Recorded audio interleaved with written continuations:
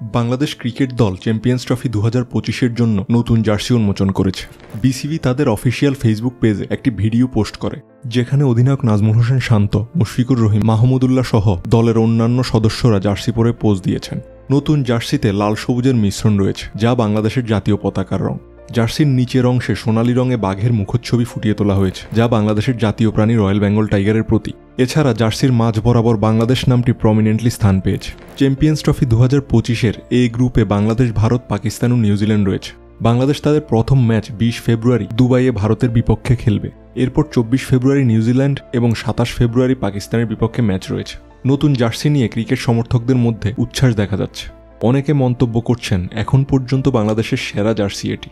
বাংলাদেশের champions trophy mission শুরু হতে যাচ্ছে এবং নতুন জার্সি তাদের আত্মবিশ্বাস ও শক্তি বাড়াবে বলে আশা করা হচ্ছে।